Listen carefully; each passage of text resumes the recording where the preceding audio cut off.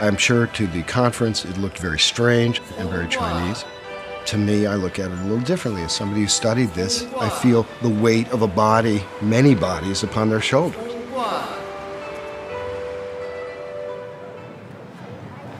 Okay, well, thank you very much for coming to report on this event. The reason we are here today because the World Transplant Conference is taking place in San Francisco. China has a huge number of transplants, largest in the world after the U.S., but no explanation of the sourcing. They have said prisoners sentenced to death and then executed, but they don't give numbers. I was a skeptic of the idea of forced live organ harvesting of prisoners of conscience. I did not believe it when I first heard the story, but the evidence is unmistakable. And here we have a lot of Falun Gong practitioner survivors from the torture and persecution. I was in the labor camp, the Tanghe labor camp in Beijing for 3 years. Every 3 months we got a blood test, and only Falun Gong practitioners will got blood test. So they sent me to a military hospital and they do all the physical exam for me. The police told me that I need to do the physical exam for you, and I said I'm quite healthy, I don't need a physical exam. But then they took the blood test. The police said, well, every Falun Gong practitioner has to take this blood test. I think it's a matter of education. People are very busy, but once people find out the magnitude of this crime, a lot of these people are operated without, it's not voluntary, and sometimes not even anesthesia medication, and just wipe out, take all the organs out and then burn the body. We know that the majority of these organs are coming from prisoners of conscience, not just Falun Gong, Uyghurs, Tibetans, House Christians. Does that follow our values? Is that part of American values? Is that a medical value? There remains an abuse, a concern, and a debate within the Transplantation Society about what to do with it. But I think this goes much further than the medical community and has to go to the political community as well. No one can ignore this issue.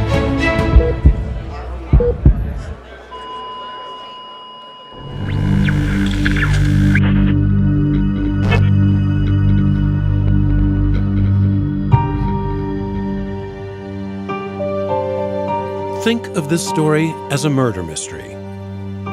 Murder seems to have been committed, perhaps tens of thousands of murders. The mystery is why so few people seem to be paying attention. I'm Ethan Gutman. I'm an American born in Chicago. I'm half Jewish. I was at Brookings for a while. I was at Free Congress Foundation for a while, all the Washington gigs. I live in London now. Over time, I became very interested in China. Worked as a journalist, and I'm very good at one thing, which is infiltration. So I'm very good at infiltrating groups. I think that's because people believe that I'm basically honest and fair. I was in Beijing when the Falun Gong crackdown occurred in 1999. Watched it happen. I didn't know what I was seeing, and I found it very disturbing. To be a tourist, a lost tourist, and watched old ladies get thrown into buses. Well, I suppose this was sort of the sleeping Jewish genetic code or something, which I found, I felt this was sort of a horrible thing and nobody really wanted to look at it. And nobody wanted to talk about it. Even the journalists didn't really want to talk about it very much. I found that very disturbing. Falun Gong, or Falun Dafa, was a relatively new spiritual practice that taught truthfulness, compassion, and forbearance. Its roots are in Buddhist philosophy. Started by one man in 1992, there was no formal organization or leadership, but Falun Gong captured the public imagination. The best estimates are that in just 7 years, it had grown to 100 million practitioners. China's leader saw that as a threat. Outlawed by the Chinese government. Falun Gong was the biggest issue in China domestically. And that sense of Falun Gong as the biggest issue in China led me to the next step where I started working on some articles, a potential book maybe down the road.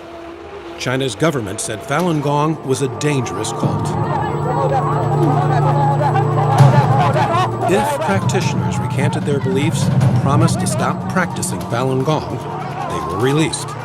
Gutman says hundreds of thousands did not. And the 1999 crackdown led to a massive expansion of China's labor camp system. I am saying that about 500,000 to 1 million Falun Gong are in the Laogai system, that is in detention in China at any given time. That's the first really shocking number to most people. 500,000 to 1 million.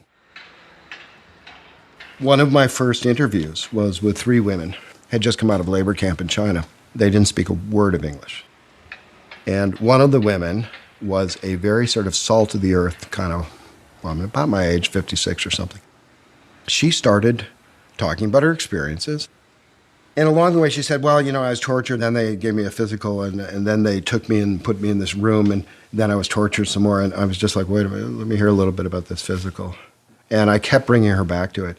And she kept getting increasingly annoyed. It's like, you stupid white guy, don't you get it? I mean, I'm talking about torture, I'm talking about hunger striking, I'm talking about my resistance and my spiritual awakening in prison. I mean, they were serious issues. She had a lot to say.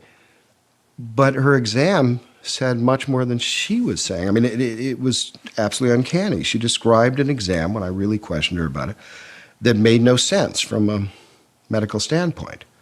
It was as if somebody was checking the health of her organs and nothing else. I could find no medical explanation. I've talked to many doctors. I've never found any kind of there's no other explanation for what was happening.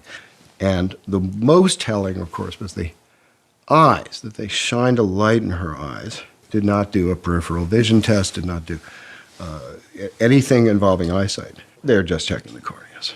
And I admit that a chill passed over my spine. I said, I didn't say it aloud, but a chill went down my spine. Oh my God, this is real. This is in labor camp. Basically, people get starved and beaten in labor camps. They don't get sent to top-flight hospitals.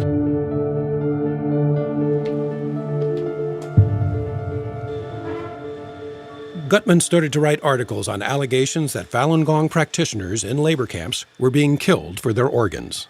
The money is quite extraordinary.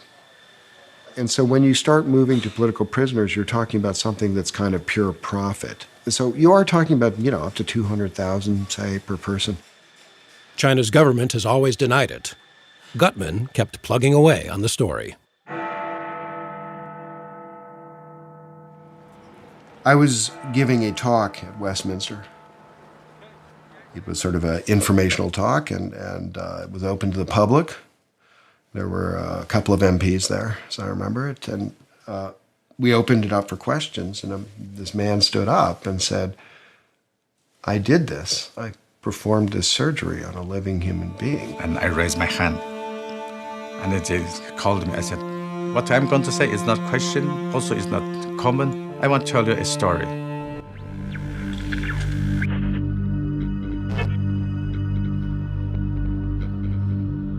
This is sand from the desert near my hometown. And sometimes I open it and smell it and say, oh, this is my homeland. Yeah. My homeland, it is, I think it is quite least known place on earth. If you look at the Chinese map, at the northwest corner, there's a place called Xinjiang, and that is my homeland. This is the oldest mosque probably in Central Asia. The Uyghurs are a Turkic people in what the Chinese call Xinjiang, what they call East Turkestan. The complication for the Uyghurs, they are in a very complex position. They are they're almost like the Ukraine was in European history. They're right between great empires. They're between China, they're between Russia. The Chinese came in under Mao and basically took over the country. The hospital I worked is called the Central Railway Hospital of Urumqi. And I started working as a doctor since 1986. At the beginning, I was a general surgeon. we do everything. Chinese law allowed for organs to be taken from prisoners sentenced to death, murderers, and the like. But it was not a common practice. Serious criminals are often not suitable donors because their health is poor. In July 1995, Toti says his boss asked him to assemble a field surgery team. And he said, can you, tomorrow morning, can you bring that mobile operation equipment and 2 or 3 nurses and waiting for me at the hospital gate? And I said, what am I going to do? And he said, well, something you'll exciting. Toti says his team followed the chief surgeon to the Western Mountain execution ground. So my chief surgeon said, you wait behind this hill, you wait here. And you come out after you heard the gunshots. I don't really know how much time passed. Then we heard that gunshot. So I said, go, let's go. So we rushed in. It seemed to me they knew what's going to happen. They just took the body and opened the door. Toti says the man lying before him is still alive. And then my surgeon said, okay, Dr. Anwar, that is your job now. Do as quick as possible, remove liver and kidney. From my common sense, that I understood that I don't need to wait for anesthetic. So you don't worry if you hurt or if you damage the organ next to it, because you don't care. This man died not because of that shot. That shot to his right. They try to avoid this heart. Right. So generally, if you receive one shot to the right, you can survive. He received shot to the right, and I removed his, and he's dead. Chief surgeon, they took these things and they put into special box. I have never seen such box. 2. And they said, okay, now you take your team back home and remember, nothing happened today.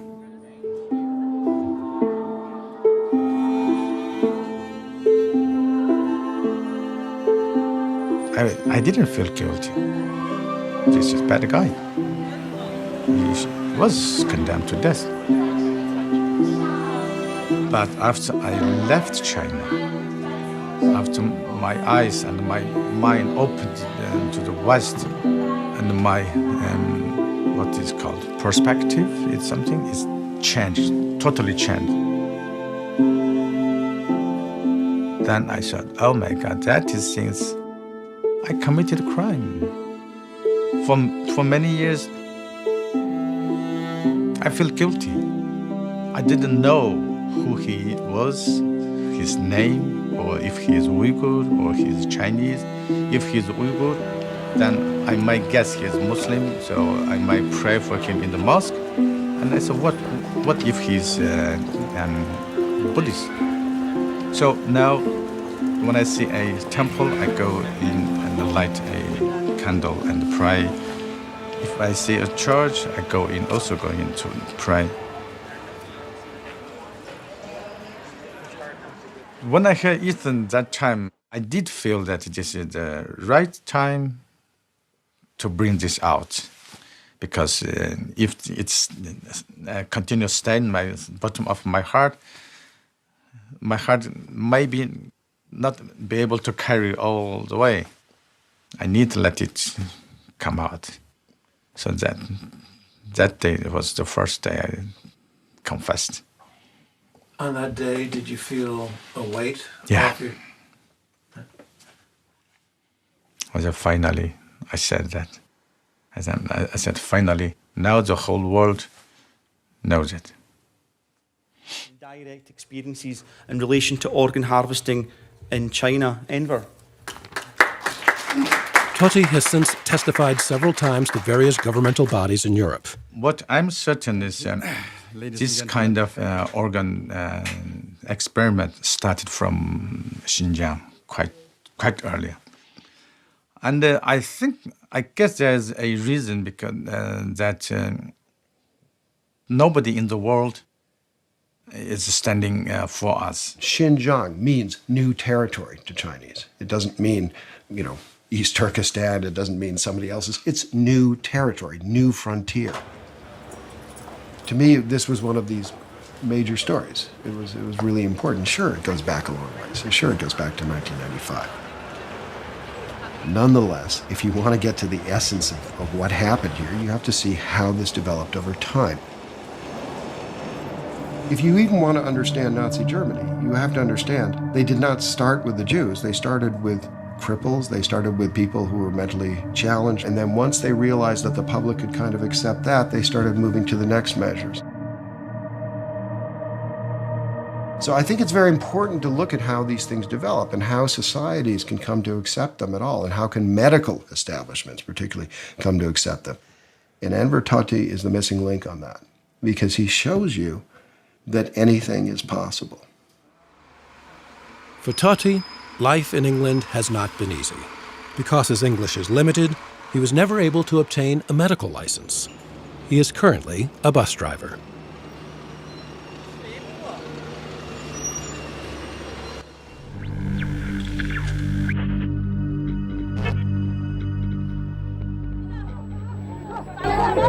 By 2000, Falun Gong practitioners were disappearing into labor camps in mass numbers.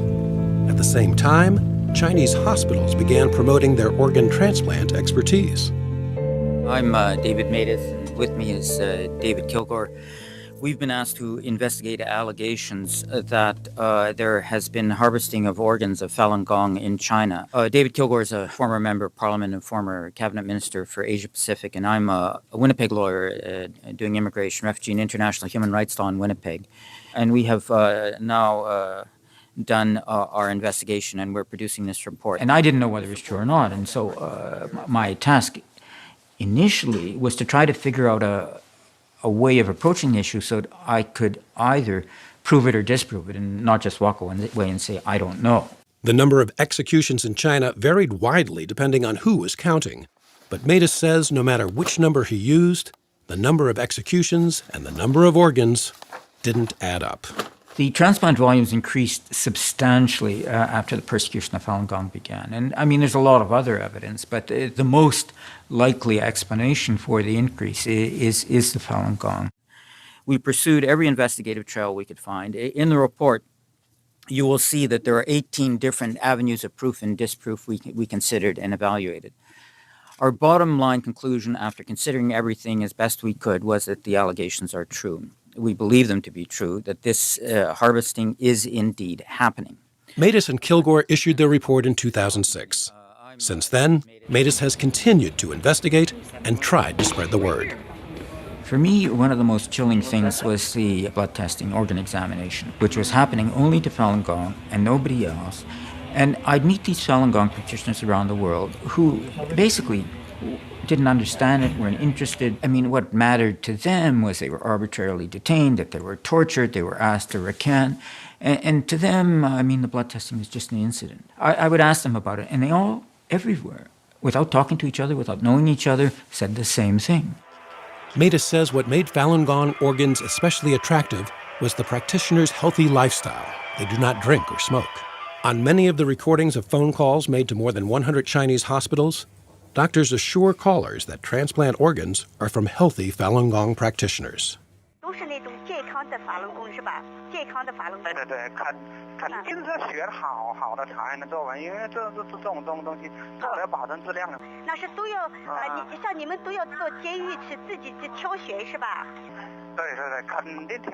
Chinese officials say the recorded phone calls are a hoax. The Falun Gong, when they were arrested, originally it was a catch and release system, and they'd be sent back to their home community and victimized there. What had happened is then they'd go back and protest again, and the second time they wouldn't say who they were or where they were from in order to protect their home environment. Matus says the effort to protect family members and friends from harassment resulted in hundreds of thousands of unidentified people in prison. This huge population extremely vulnerable. Family didn't know where they were. Jailers didn't know who they were. They weren't going to release them without recanting. And they became this just vast sea of expendable humanity. Matus says that vast sea brought in vast sums of money. His report laid out what Chinese hospitals were charging Westerners for each organ. $30,000 for corneas, $62,000 for kidneys, and more than $100,000 for livers or hearts. Matus says he found no smoking gun, but believes more than 40,000 people were killed for their organs in a 6-year period. I mean, what's the explanation for the increase of transplants? And originally, I mean, they have a bunch of kind of implausible scenarios, but one of them, they said, well, we had a lot of doctors trained in the West who came back, and were able to do more transplants. Well, that explains how they could do it, but it doesn't explain where the organs were coming from. That part of the debate is over. It is not up for discussion as to whether murder for parts is taking place. It's now just a question of whether we're going to continue to put up with it. Art Kaplan is one of the leading medical ethicists in the country, and while he was convinced, the report received just a bit of attention elsewhere in the U.S. People are mostly concerned about what happens in their own backyard or their neighborhood, and to get people concerned, I mean, they never heard of Falun Gong before, they don't know what it is. There's a tendency not to get involved. As an international human rights lawyer, I think it's important for people to reach across linguistic, cultural, geographic divide to express a common humanity and solidarity. I mean, that's what human rights is all about.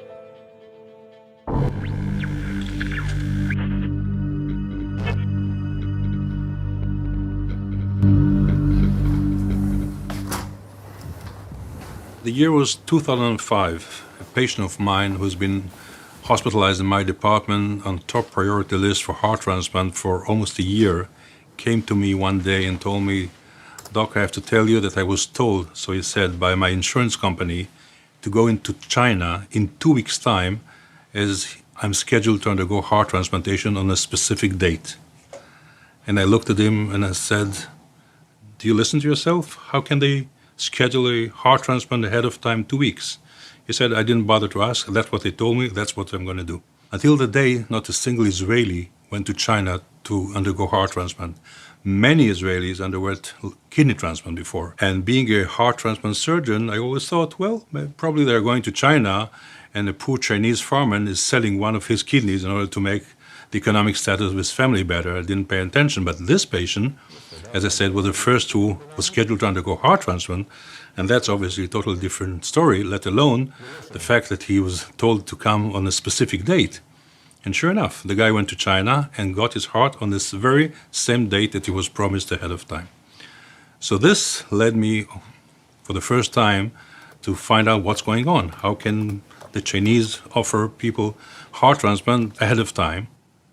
After reading Matus and Kilgore report, and again, after looking at the numbers didn't fit. I mean, you cannot explain the number of transplants just by using the organs from executed prisoners. It simply doesn't add up. So once Kilgore and Matus brought this new information, it all made absolutely sense. What I found out more was the fact that not only this particular Israeli, as similar to the previous kidney transplant Israelis who went to China, doesn't have to pay a cent out of his own pocket because his medical insurance and sick funds reimburse fully the entire operation, which made the Israeli participation in the process de facto as if we are looking at what's going on in China as ethical and legitimate. Israel's healthcare system covered the entire cost of the operation, which Levy found wrong. And hopefully we'll be able to implement some of the ideas that were raised here into the new law, because after all, that's what's going to make the difference. Together with our friends at the Israel National Transplant Center and with our Ministry of Health, we sat down at the same time to write up what hasn't been done before, the new Israeli organ transplant law. We included a clause which totally bans any reimbursement of any illegally procured organ anywhere in the world. And the law went into act in 2008. The Jewish state couldn't live with this. They could not live with the idea of religious dissidents being slaughtered. America should be following that example. They were right. They were the first country to do this. I am not surprised that Israel was number one, but I think that owes a lot to Jacob Levy. Being a son of a father who was a refugee from a concentration camp from Nazi Germany, I felt the need to do what hasn't been done at the time when my father has been there. Because if the world would have known about what's going on there, and if there would have been good people elsewhere in the world, history could have been changed. And this was what motivated me into doing all this. And I'm sure that part of the answer to why did the Israeli people stop going to China after the law, in spite of the fact that they can still do it out of their own pocket, has to do somehow with the history of our people. Israel's law passed even though the Chinese government denied allegations of organ harvesting, and even though the Mattis-Kilgore report could only estimate the number of those killed. I don't think the numbers, the millions there or the tens of or hundred thousands here makes a difference. It's a principle of taking the life of innocent human being and just killing them for their conviction, for their belief. It's as simple as that. So I think what Levy did was a game changer. And I'm hoping to see the same thing happen in Australia, and Canada, Scotland, Ireland, and Westminster, Berlin, U.S. In Spain, they changed the law after our report came out. In Australia, they changed the policy for training of transplant doctors from China after our report came out. In Malaysia, they stopped paying through the health system for anti-rejection drugs for people who go to China for transplants after they come back. And so there's been a number of changes around the world. In the United States, these changes were barely noticed. One reason may be how Falun Gong practitioners tell their story.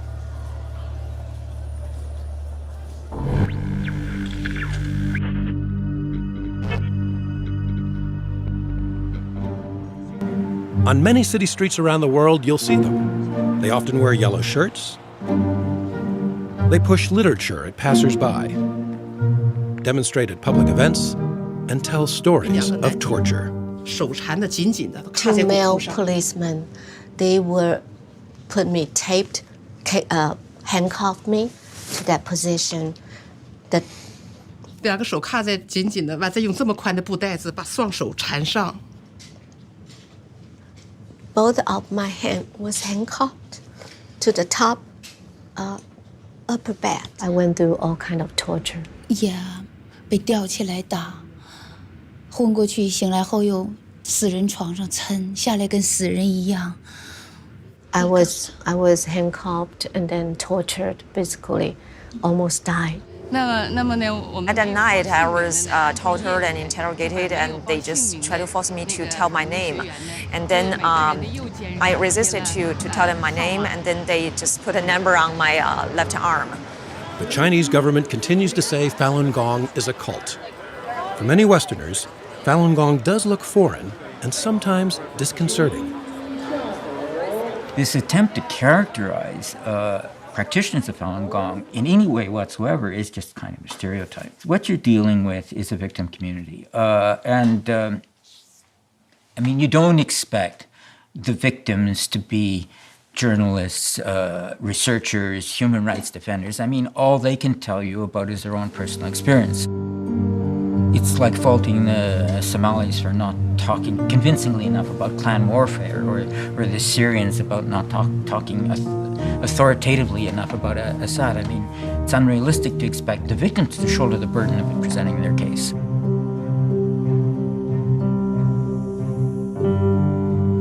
I was blood tested, not only blood test, chest X-ray, and blood pressure, and eye test, and kidney test, everything.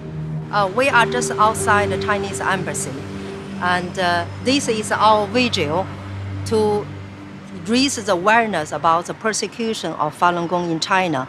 And this persecution lasts for over 14 years, and it's still going on. It's not only the persecution. Now the worst thing is the organ harvesting. The Chinese embassy vigil in London has been going on 7 days a week, 24 hours a day, since 2002.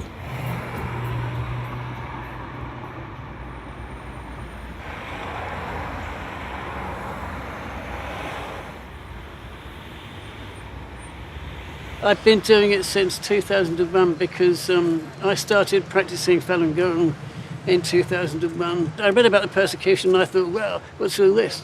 It touched something inside me. If it's gone so far without the persecution stopping, then there's something seriously wrong with humanity, must be. I'm amazed that the world is turning a blind eye, basically, to mass murder going on in China, and all because they owe loads of money to China. And I'm thinking, well, this is absolutely incredible, isn't it? So we're standing here doing this and no one else is doing it. This has been a complicated story from the beginning. Make no mistake about that. There are language difficulties, there are cultural difficulties. These are not cute and fuzzy figures like the Tibetans. There's one final reason, which is the way Falun Gong presented itself. Look, a lot of Falun Gong are coming out of the mainland, right? So they have a tendency to use Chinese Communist Party methods of propaganda or press. This is the way they know. But they're not going to work so well over in the West. When things are stated, they are stated in kind of extreme way. The difference is, of course, when you sit down and actually talk to these people, they're perfectly literate and mindful. They just have a different perception of how media is supposed to run. And it's taken them a while to learn the Western method, which is quite different.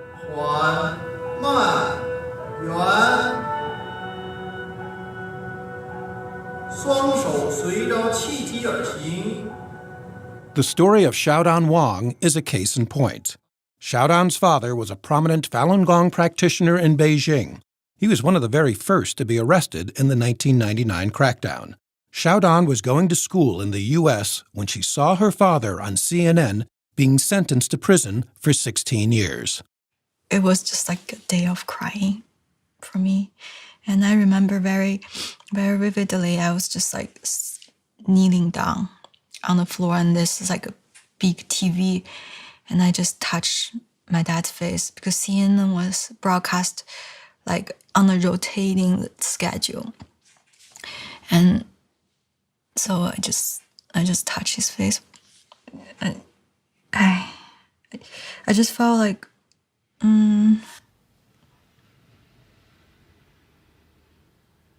I just felt my whole world has changed. The shy 18-year-old girl slowly became an activist. To society, like teachers, doctors, musicians, they were all tortured to death. And I really want to make things right for my dad, because he's been accused and he's been wronged, and everything happened to him is so unfair. A college student was touched and decided to do a documentary about her struggle. I'd been working on different things to stop the persecution. It just felt a little abstract for the American people. When you talk to them about 100 million people being persecuted and families torn apart in China, it's like it starts to get more and more removed from the reality that they know, and there's no face to it, you know? So when I heard this story about her and her dad, I realized that this was a totally different angle. Jeff helped Xiaodan create a website, freemydad.org. They fell in love and eventually married. Xiaodan says because her father was relatively well known, she was never worried that he would be killed for his organs. Her campaign focused mostly on her father and the persecution, not organ harvesting. But the two issues are closely linked. When I first tell people about organ harvesting, I think that they're shocked. Like it's a disbelief, but those conversations don't seem to go very long. I think that people, I don't know if they don't believe it or they can't fathom it enough to want to carry on a conversation about organ harvesting. I mean, this is a new form of evil. When there's a new form of evil, people don't want to accept it. when I first heard of organ harvesting, I felt it was beastly, like acting to its own citizens. But I just said there's no moral standards anymore. I was really outraged. I think this is pure evil. Yeah, this is definitely pure evil. Yeah. And he looked like this. After 15 years in prison, Xiaodan's father was released in late 2014. She hopes Chinese authorities let him come to America. He's very old now. He's 66. And, personally, I really want him to be here because it will make my life much easier. And all I remember was he spoils me when I was young, and, that feel of being protected by a dad and always have somebody to rely on. I want to have that again. But I think this time I have to take care of him. When she was young, her father bought her a piano. Xiaodan hasn't played for years, but she has begun practicing for the day that she can play for her father once again. I hope people who really watch this documentary, they could act up and stop this organ harvesting in China. It's really surprising that after so long, after so many years, the press coverage has actually diminished. And it was a lot in the beginning, and then it's diminished to almost nothing. And it's just shocking to me that with more and more evidence mounting about things like organ harvesting or the labor camp system, that the coverage becomes less and less. It should be getting more and more. And the public outcry for the U.S. to do something about it should be getting stronger.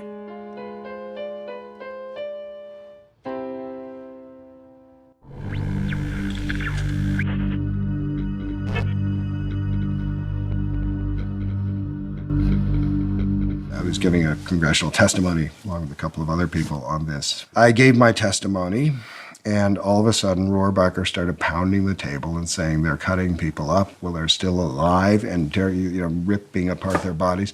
And then he started pointing at the press and saying, "Where is the press?" I am Congressman Dana Rohrabacher. I represent the 48th Congressional District in California, which is right along the coast here in Huntington Beach. Not only right along the beach, but Rohrabacher is to the right of most of his fellow Republicans, at least when it comes to China.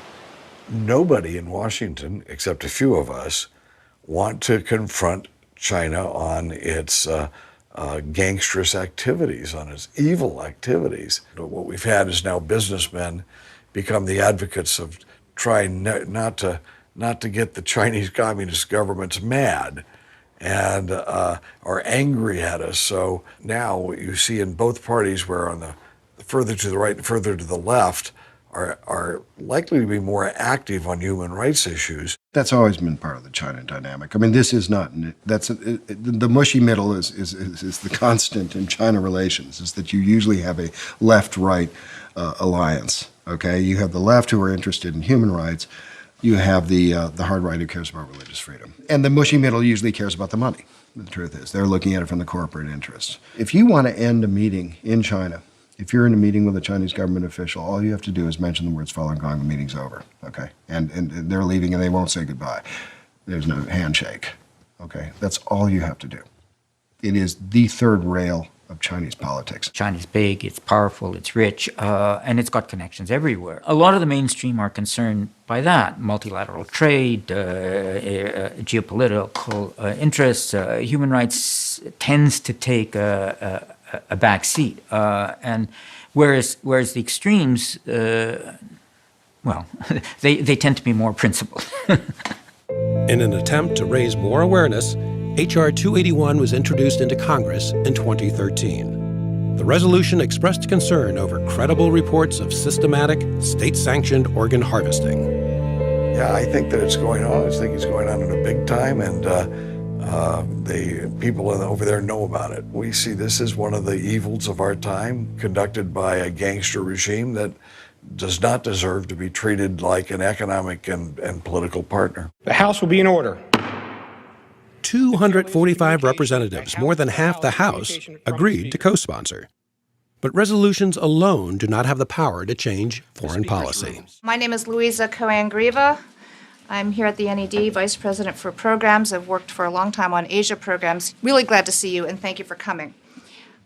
Today we are here to hear from Ethan Gutmann, whose book, The Slaughter, is released today. So here's our chance to hear from Ethan what's in the book and what is the evidence that he has compiled, what do we think of it, and then to also ask ourselves, if we're persuaded, who else needs to be persuaded? Blood testing, not just one little vial. At the same time the House was considering H.R. 281, Gutmann was pushing his brand new book at an event in Washington. Now, I am estimating in the book that 65,000 Falun Gong were harvested for their organs between 2000 to 2008. Now, that does not mean that many more haven't been harvested since that time. There were lobbyists, human rights staffers, and members from China's dissident communities. I hope there will be strong attention paid to this organ harvesting and concern from the U.S. government, especially from the U.S. Congress. Otherwise, the less the U.S. as a superpower expresses concern regarding to the organ harvesting, the more the Chinese government will see this as a green light to further commit crimes against humanity. No one from the major media was there, but a reporter for the Epoch Times was. I write about China, I write about the Communist Party, I write about CCP policies, I write about organ transplant issues in China. The Epoch Times was originally founded by a handful of Falun Gong practitioners in Atlanta. It's now published in more than 30 countries around the world. We don't identify ourselves as a Falun Gong paper. We resist that characterization because we don't teach Falun Gong. We don't speak for Falun Gong. In the ways that matter most, we don't see ourselves as a Falun Gong paper. Do other media want to say, yes, you have an agenda? Yeah, we get that some. We're covering things that they're not covering, and we're covering things in ways that they're not comfortable with. And so it's easier to dismiss someone rather than to look at the merits of what they're reporting. This series of stories delves deep into a topic ignored by other media outlets, but handles it just as deftly as its bigger brethren. In 2013, Robertson received an award from the Society of Professional Journalists for his reporting on organ harvesting. Look at the Kilgour-Matus report. Things don't add up. You don't see exactly what's happening, but everything is pretty obvious. Like, you saw the guy with the murder weapon go into the room. You went in later and there was a victim, and that other fellow is gone. 现在就是说，我想找这种给我的替孩子找这种法轮功的，你觉得他能帮我找到吗？肯定能够找到。能找到啊。I found the phone calls simply irresistible because you can hear the people talking. They're not faked calls. Like it's a nurse or a doctor that's being contacted by someone who's a relative of a person who needs a transplant. And they're saying, I've heard that you've got organs from Falun Gong people which are healthy. And can you confirm that? And how can I be sure? And, the doctor is reassuring them and even boasting and guaranteeing the quality, guaranteeing the time. And, it's the case closed. The organ harvesting story is a story about Falun Gong. Falun Gong is the most sensitive issue for the Chinese regime. No one in the mainstream press that have offices inside China are covering it inside China. Reporters in Beijing can't do the story they can do little bits of the story, but they can't really do this story without losing their job. And because of that, they're missing what is driving events in China, and they're missing the story of what is one of the most catastrophic human rights violations in our time. And the assumption is, this is old news. China human rights is always stale news. The assumption is there's compassion fatigue among the readers. There's assumption is that Falun Gong is not of interest in some way. It's very Chinese. They're not wrong about some of this. David Matus said, this is a form of evil never seen on this planet before. But they've been killed in a way that violates everything that we think sacred, the dignity of their body, the role of the doctor, the role of what the state should be. It's not just mass murder, it's this particular kind of mass murder. Pursuant to Clause 4 of Rule 1, the following enrolled bills were signed by Speaker Pro Tempore Harris on Wednesday, December 17th, 2014. Despite having 245 co-sponsors, H.R. 281 never came up for a vote. It died when the 113th Congress adjourned. The chair declares the second session of the 113th Congress adjourned sine die. This is a crime against humanity. I mean, does anyone have any problem in condemning ISIL for cutting the heads off of 25 Christians in Libya? It was a brutal act. Well, I mean, that was awful, but there are hundreds of people, if not thousands of prisoners. They're being put in jail by the thousands, and the brutality and murder of these people, and then letting the government, the gangsters who are doing this, make a profit at it. I mean, how obscene is that? The environment would be completely different if the media were covering this story. Imagine that resolution not coming to a vote if the New York Times, the Washington Post, Bloomberg, PBS, CNN were regularly covering organ harvesting. It wouldn't be possible, Right. Somebody would ask the majority leader, how come H.R. 281 is not up on the docket? Somebody would ask, and they would be embarrassed. But now there's no price to pay because that discussion isn't taking place. This is what a press is supposed to do. Who owns the media in our country? If you're trying to figure out why something is covered or not covered, figure out who owns the media. How many films have you seen that portray China as the bad guys? And this is an evil, evil regime. It's the world's worst human rights abuser, but I haven't seen many movies about it. It has been, to date, difficult to get attention paid, and I think there are two reasons. It's a little bit hard to believe that it could be so, that doctors are complicit with the kind of atrocities that we know are happening in prisons. And yeah, it's difficult. So if that's your question, it is difficult to get attention paid, but also what do you do about it?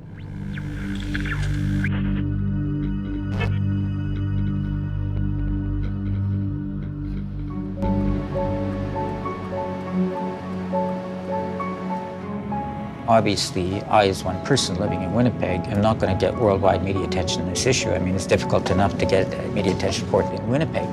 But if you get more people involved, then it helps because, well, after our report came out, Torsten Trey founded this NGO called Doctors Against Forced Organ Harvesting.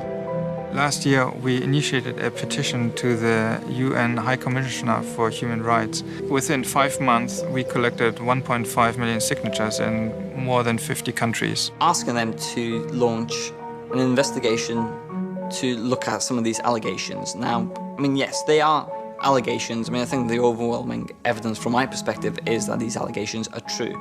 But the lack of access, the lack of transparency, it's difficult to get firm details. And this, what we were requesting was that the UN Human Rights Office was to investigate this. The petition asked the UN to unravel the mystery and conduct an independent investigation into allegations of organ harvesting. I mean, I was part of the group that went to Geneva to hand it in, and we had the press conference afterwards. We really felt that this was going to be a major change. 1.5 million signatures seemed to be probably one of the biggest petitions they'd ever had. We've had nothing back, almost as if those 1.5 million signatures, that petition it's almost like it's never happened. After the petition to the United Nations seemed to go nowhere, Sharif made an appeal in the American Journal of Transplantation, asking medical professionals to take a stand. What we've argued in this is there is a big difference between someone who gets executed because they've murdered 15 school children versus someone who's executed simply because of their beliefs. We think of them as prisoners, but a prisoner in China could be a political dissident, someone who holds a religious or spiritual belief that's unpopular. Getting killed because you're a prisoner against your will with no permission. That seems to me to be a core violation of what I've called the dead donor rule. In the US, in Europe, you have to be dead first in order to be an organ donor. In China, they make you dead, and that crosses the ethical line. What we are classing these as crimes against humanity and medical crimes against humanity. Now, if this was to happen in any other country, in any other form or fashion, we'd be a lot more forceful with regards to this, and we haven't been quite as forceful on this issue in China, and we just need to raise awareness of it even more. People who are expecting this to sort of just be solved naturally by all we have to do is sit back and they'll fix it, this is wrong. The West has to take a role. And the one role the West can do is say, these are our values. We cannot go beyond this. There are certain lines we can't cross. This is a red line. That's an absolute red line. Yes, I can maybe understand that. You know, life is tough if your kidneys have failed. At the World Transplant Congress in San Francisco, Sharif, Gutman, and Matus took part in a presentation held by Doctors Against Forced Organ Harvesting. You need to send a strong message out that you simply cannot do this. The evidence will only continue to accumulate, and eventually there will be a slow shift in the generally accepted opinion on this topic, and then it'll be like, oh wow, they killed like tens of thousands of prisoners of conscience for their organs. That's really bad. What are we doing about this? I imagine that will happen at some point, right? It has to. Only a handful of the 7,000 doctors at the Congress were there. Small audience, preaching to the choir. Even if a lot of doctors don't show up from the major conference, it's possible that they're aware that these activities are taking place. And it increases pressure. Whether you're a doctor or a nurse or a dialysis technician, anybody involved in transplantation, you need to be informing patients that participation as a transplant tourist is ethically inappropriate, despite the fact that as a patient you may really need a transplant. When you participate in organ tourism, you are inserting yourself into a network that you really shouldn't be in. We cannot be talking about kind of a transplantation system where these organs are being taken in this way. You cannot benefit people and bring life to people by essentially murdering someone. It's simply just it beggars belief when you think about it. So don't ask me how a physician can take part in this. They're either physician or they're acting as murderers. As simple as that. Look, this is the most destructive thing you can do to a society, is to take their most trusted members. Everybody, universally, everybody knows doctors are the most trusted members of society. What is significant here is that this is a superpower which has suddenly taken its most trusted population and turned them into these monsters. Gutman's book got respectable reviews, but sold only a few thousand copies. Unlike another book about organ transplant in China, a bestseller in development to become a Hollywood movie. This is Larry's Kidney, which was a book by a very funny guy, Daniel Asa Rose. He's a good writer. This book caught my eye because it's about taking his really kind of awful cousin Larry to China to get a kidney. The story includes a Chinese transplant doctor who assures Larry that the donor is a 31-year-old man who murdered an entire family and who is scheduled for execution. To me, if I heard that in China, I'd say that's a lie. What he's describing probably was a 31 years of age Falun Gong practitioner, most likely, in this case, maybe a Uyghur. But this worked as an advertisement to say China's open for business. That's what this book did. And that's a problem. That's a mark against him. He can make up for that by participating in the movement to stop this kind of organ tourism. That's my feeling. I mean, this is the mitzvah. This is what you have to do. Enver Toti, the surgeon turned bus driver, says it's been 20 years since he removed the organs from that live prisoner. It remains a mystery why so few people have ever heard about the thing he says he cannot forget. This is my experience. This is a real true story. If you keep silence, this tragedy will continue. And people, they just don't want to touch this evil. Because if you touch this evil, maybe at the end of the day, you may not be able to tackle this the consequences. That is my guess.